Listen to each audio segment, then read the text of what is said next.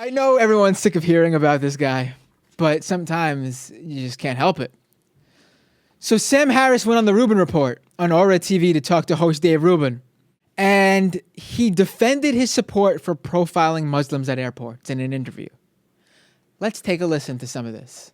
You want to racially profile Muslims. Right. Yeah, that was a painful. Yeah. Now, ironically, post. I read your piece on it. If that's the case, you actually want to. You're either Muslim or you want to racially profile yourself. I'm right? of the race that should be profiled. Yeah. So can you explain that a little bit more? Well, so we've all had this experience of going through security and seeing people who, at a glance, you can rule out as non-jihadists. I mean, we all I've argued for in the few things I've said about profiling is that we should be honest about what we're looking for. We're looking for suicidal jihadists. Now there are other suicidal people who may bring down planes, but as a general matter, we're looking for people who are the functional equivalent of the 19 hijackers, right?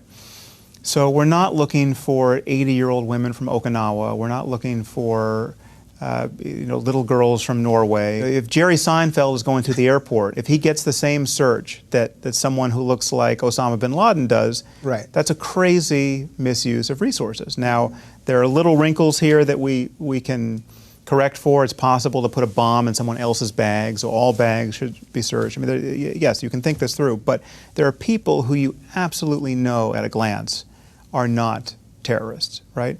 And any moment spent scrutinizing them in this security theater we've all witnessed at TSA is a moment not actually intelligently looking for a more plausible threat. So, I mean, my view is you have $10 worth of attention. If you spend $1 over here, you've got $9 to spend elsewhere. He's talking about a post that accused him of supporting profiling, which well. he's saying, which he said, which was his initial post, right? Which he's saying he does. He's coming out and so it must be really hard and hurtful for him to hear these words, that he supports racial profiling when he does in fact support racial profiling. Oh, the poor baby. But let's just take what he's saying right here.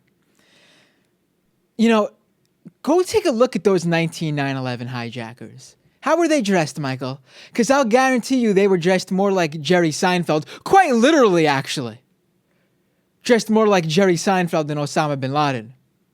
The other thing that he totally misses that's really big is, first of all, if you look at actually environments where there are a lot of suicide bombings, so we're already talking from a completely minuscule sample size, and obviously you need to have airport security, but this is far from a normal and regular occurrence. It's something obviously you need to screen for, but there's a couple of things. Look, he's talking about maybe doing something more like Israel does, but the truth is that we have constitutional protections and due process and things like this, so these things are built in.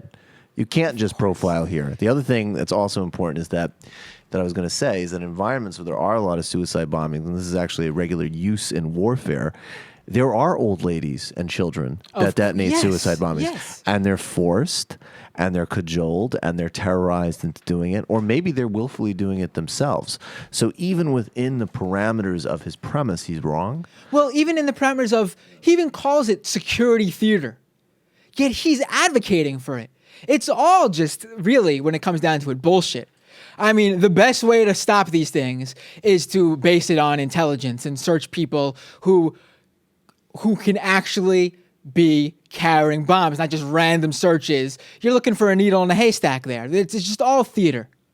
And the fact that he thinks someone wearing a turban or having a long beard or wearing a burqa is any more, the odds of them having a bomb or taking over a plane is any more than the guy dressed like Jerry Seinfeld, it's ridiculous. I mean, let me tell you this. If you were wearing a turban or a burqa and you're carrying a bomb, the odds are you're going to fail. I mean, just because of that racial profiling. He's wearing a nice, crisp shirt in this interview.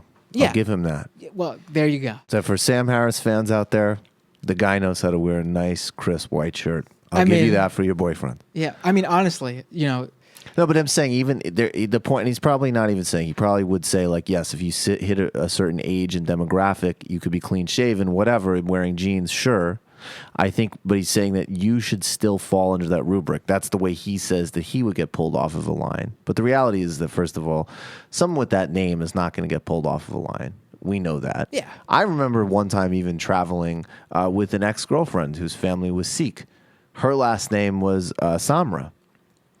She got pulled out of a line in every single international airport that we traveled through, okay, including in the United States, even in this era of, non-specific profiling, obviously based off of her name.